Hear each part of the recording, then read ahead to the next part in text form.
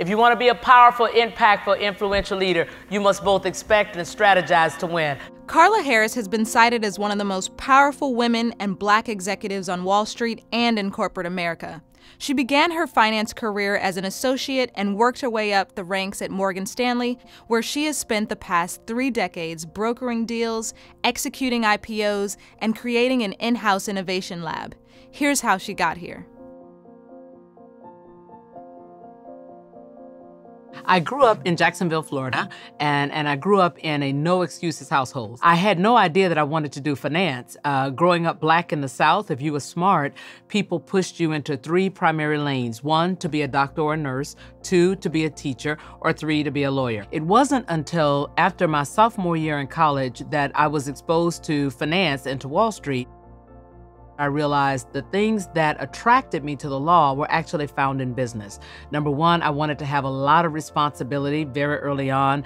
Number 2, I wanted to be in a position where I called the shots around important issues. And number 3, I wanted to have a certain lifestyle, i.e. make a lot of money. The other thing, frankly, that piqued my interest and probably pushed me over the edge was the fact that I did not see a lot of people who looked like me. I did not see a lot of people of color. I didn't see a lot of women, and I'm negatively motivated. And when you tell me I can't do something, I'm all over it. When I got to Harvard, I didn't know what I wanted to major in. My very first big class was economics. What led me to being an economics concentrator is this teaching fellow said to me, "Girl, whatever you do, don't major in economics." When it was time to declare your major, I went straight to the freshman dean's office and I wrote down economics. And the message still holds to young professionals: don't count yourself out, because 4 years later, I was graduating magna cum laude in economics.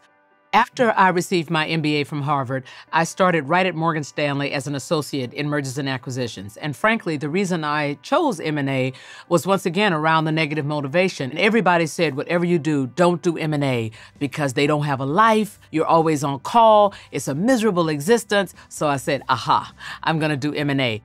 I knew that if it was that busy and it had that kind of deal flow and that kind of deal volume, I would learn the most in the shortest period of time. And that's advice that I would give to young professionals today.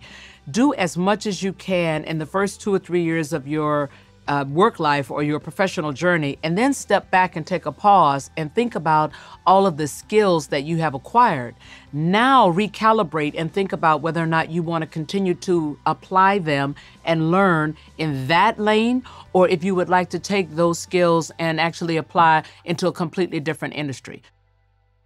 What I wish I had known when I started was the power of relationships.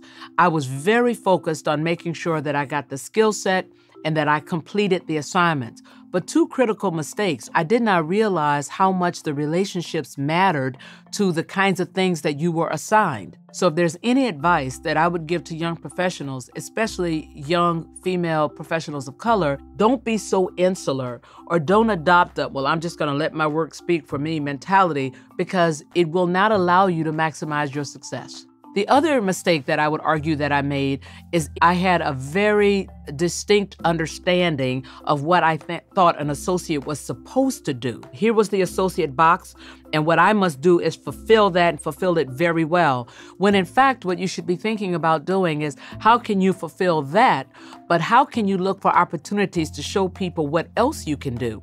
Because if you want to make sure that you get promoted at the next level, then people need to see you already at that level. I started on Wall Street in 1987, and what's actually kept me in finance for 3 decades is the fact that it is a dynamic industry. You can't ever really master it because there's always a new product. There's always a different day in the market. Something else happens, and even though you've priced hundreds of common stock deals or dozens of IPOs, that particular day that you're doing that particular deal is a different day in the market with different dynamics and different investors at play. So it causes you to be on your intellectual edge and frankly, your creative edge all the time, and it's been great.